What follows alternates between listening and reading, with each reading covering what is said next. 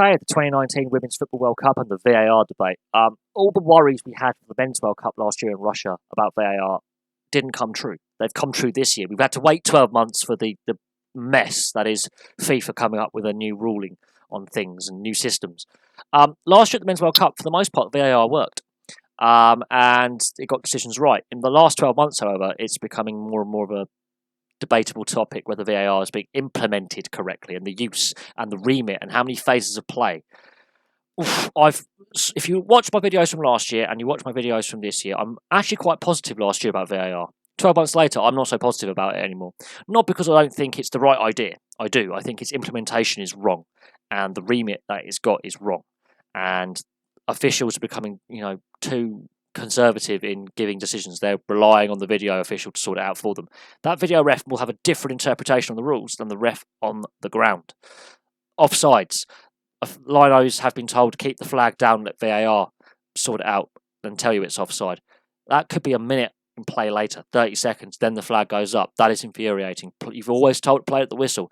A goal could be scored in that time and then the flag goes up when it's clearly offside 30 seconds before. Many phases of play later, it's gone. You've missed the decision. We need to speed up the remit. We need to speed up the time it takes to review, and we need to look at some of the really shocking rule changes that FIFA brought in for this women's tournament that haven't been trialled in any league or any international friendlies around the world. They just brought them in on June the 1st and expect players to adapt to them straight away, which is just stupid. So let's have a look at last year. Last year, it got most of its decisions right in the Men's World Cup, and more goals were scored from free kicks and penalties than ever before. Also, more penalties were saved than ever before. So it was more entertaining. It made games more entertaining. The issue was the length of time taken to get a decision right. That's one of the cons. Also, I would rather have referees fully mic'd up rather than just mic'd up with a headset to the VAR room. Actually fully mic'd up like rugby league and rugby union with the TV audience and the fans in the stadium can hear what they're discussing. So they know what's going on. Because at the moment, all we see is a few hand signals and then running over to a monitor. That doesn't tell us what they're looking for. That doesn't necessarily tell us what's going on. But for the most part, it worked. So I was actually very satisfied with VAR in the World Cup last year. I knew it was here to stay. It was a good, strong foundation, and they can fine-tune the length of time it takes for decisions and the remit of what it looks at.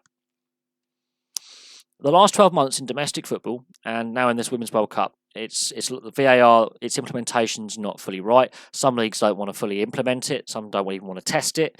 And some of the rules, leagues are coming out saying some of these new rules, they're not even going to enforce. So FIFA's in a bit of a state here with VAR.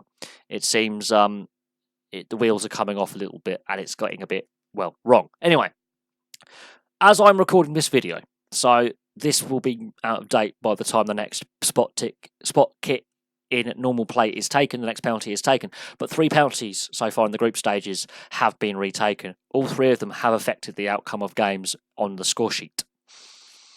Yeah, group stages, goal difference is crucial. And in one of them, it was a winner take. It was basically a knockout game between Scotland and Argentina. And yes, VAR has given that decision. The fact it was the correct decision is irrelevant in this case. I think the rule is stupid. It just basically means anytime you've got a decent penalty taker, the goalkeeper's got no hope of stopping it. And the only way it's going to be not converted is if the player puts the ball over the bar or wide of the post or hits the bar or post. It basically means all advantages now with the attacker. The goalkeeper has no advantage whatsoever. Whereas before, with a little bit of encroachment, it was a sort of a 50-50. I think they've got it wrong. And the fact that the Premier League has come out and said it's not going to enforce goalkeeper encroachment says something about the rule and how FIFA have also changed. If it's normal time or extra time, the rule will be enforced. But as soon as it's a penalty shootout, we're dropping that rule. So it makes a farce of having the rule in place if you're only going to really enforce it in the group stages. And in normal time, if it goes to extra time, penalties, the rule changes. FIFA are making a mess out of this. This Scotland-Argentina game, the farce at the end dominates the talking point about this game. The time taken, the penalty retake, that is no way to end 2 teams' tournaments on that note, because it was a game that both sides had to win. And the fact that the full extra time wasn't played as well, Argentina are on top. They could have got a 4th goal. Scotland could have gone down the other end and scored a 4th goal, and then there's a result. Ended in a 3-3 draw. That game is not going to be remembered for the epic second half by both sides. It's going to be remembered for the VAR, controversy at the end.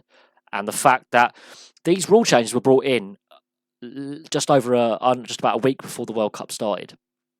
June the 1st, these rule changes were brought in because it's classed as the next season. They have not trialled any of these rules except at this tournament. The Copa America and African Cup of Nations have started after this has started. So when they're doing their reviews on VAR, they already have the knowledge of what's happened here in the women's tournament for the last 2 weeks before they even kick off their tournaments. The women have been used as guinea pigs, and that's wrong. The time taken, Scotland, yeah, we can look at that. Now, the rule changes, handball, the unnatural position of the hand and arm, I've already discussed that in several videos. That's farcical. That's led to a lot of free kicks and penalties. I mean, where are you meant to put your arm now? Just the wording is such badly worded. What's deliberate and accidental handball? I thought accidental handball was an indirect free kick, and I thought deliberate handball was a straight booking or red card, depending on where you are on the pitch, and a free kick penalty, direct. That rule is badly worded. Just call handball for what it is, a ball hitting a hand. Just accidental deliberate, it's taken out the window. Natural, unnatural position, it's taken out the window. If ball hits arm, it's a free kick or penalty. Other sports have the hand pass rule in ice hockey, the foot foul in basketball, the knock on in rugby league and rugby union. A rule like that where there's no it's accidental. It's what it is. A deliberate knock on, however, is different in rugby. But for the most part, possession goes to the other team, or the other team have the advantage on possession when to restart the play. Just simplify the handball rule. That's my personal opinion. Others have different views on it. It should be an indirect free kick or whatever. But simplify the handball. Get rid of that stupid wording, please, FIFA. Goalkeeper encroachment. Already the Premier League has come out and said it's not going to enforce it next season. Not going to be enforced. They're not even going to bother reviewing it on VAR. They're not enforcing it. Straight up. They're not going to enforce that. Good on the Premier League for standing up to FIFA, by the way. Like it. Also, FIFA have said in the penalty shootouts, it's not going to be enforced, but it's going to be enforced in every other period of play, be it normal time or extra time. Penalty shootout, I'm not going to enforce it. So this rule, I think goalkeeper encroachment, they're going to drop that. I can't see that staying on the rule book much longer. I think that if a major league, the biggest league in the world, when it comes to revenues, is saying we're not going to enforce the rule, and FIFA then saying we're not going to enforce it in penalty shootouts, but only in normal time, that makes a mockery of the rule in place then. What's the point of having it? And 3 penalties have been retaken in the group stages. All 3 have had an outcome on the game. Because the first penalties were missed or saved, the retaken penalties, all of them were scored. So it has had an impact on games. And the fact that goalkeepers only had a few days to prepare for this rule change and practice, changing how they're on the line, that's not enough time. They should have been trial matches with friendlies and maybe league or international friendlies where they trialled it, and they haven't. So these women in the World Cup have been used as FIFA's test guinea pigs on these rule changes. Interpretation of offside, I could blow my head up about this, but the best way to describe it is watch Australia, Brazil, and the VAR review over what is and isn't offside, and what is and isn't interfering in play. I think they need to simplify the offside rule personally. Just say if the player receiving the ball is in an offside position, that's offside. Kerr makes a run across the box, a cross comes in, she doesn't touch the ball, but she's clearly interfering in play. That's what the ref definition of offside is, if a player interferes with play in an offside position. The fact the Brazilian player decides to put it in her own net is another thing. However, the definition of what is an interpretation of offside and interfering in play with or without the ball, they've got to simplify the offside rule, they've got to simplify the handball rule, and goalkeeper encroachment, I think, is a rule that's going to be dropped. These have already proven some really controversial decisions. And there's been a few games. The penalty retakes are where it's getting really controversial, especially in the France game where the penalty taker just puts the ball over the bar, doesn't even hit the net. Why should you be rewarded for being so bad at taking a penalty? It also makes it harder for the goalkeeper to have an equal playing field with the penalty taker. It should be about a 50-50. It's not. It's heavily weighted now in the attacker. The attacker can still do their stuttering stop-start run-up. The goalkeeper has to stay on the line until the ball is struck. They have to sort that out. And the fact that a major league is not enforcing goalkeeper encroachment says enough.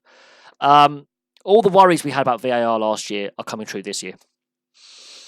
Last year, they got the remit right of what they had to look at. They didn't want to fiddle with it too much. They said, that's what we're looking at.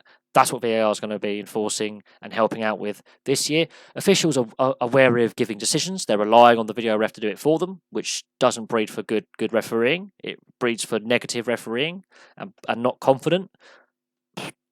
That's not a good precedent to set when you're relying on the video official, who may have a completely different interpretation of the laws of the game than you do. We see this in rugby a lot. We're seeing it in football now, where the official the interpretation of offside, for example, has a different viewpoint of what the officials on the ground are feeling. The official in the box feels something different. The rule changes are what's getting me. I cannot believe they didn't spend a season beforehand in the men's and women's game trialling the goalkeeper encroachment, especially. That's the big talking point. The handball one, they shouldn't have. They've got to simplify the handball and offside, but goalkeeper encroachment, the fact that in regulation time they're enforcing the rule, but in penalty shootouts they're not, says that rule is flawed. And FIFA know it's flawed, and they know they've made a mistake because they came out with a press release at the end of the group stages specifically on goalkeeper encroachment. So we'll have to see what happens.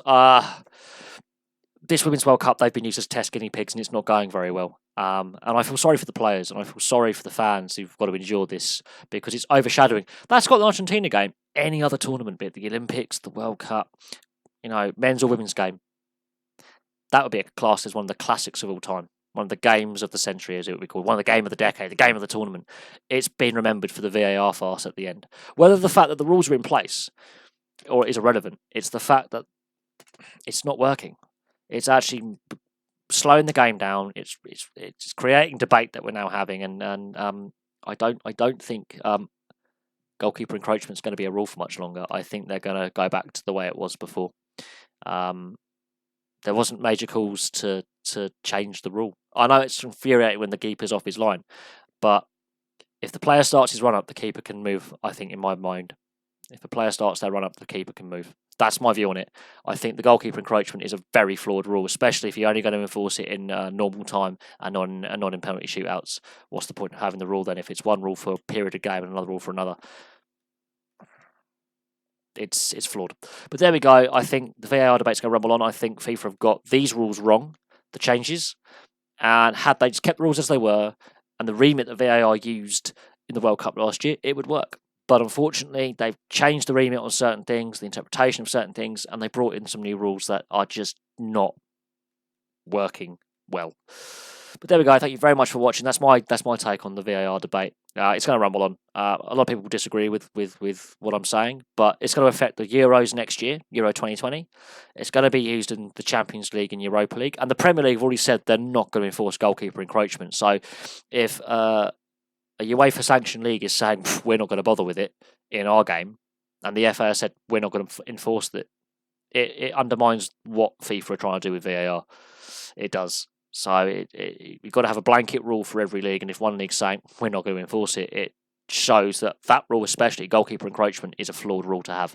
But there we go. I'm going to leave that there. Thank you very much for watching. Please like and subscribe. Place your comments below, and I will have some more videos for you very, very soon.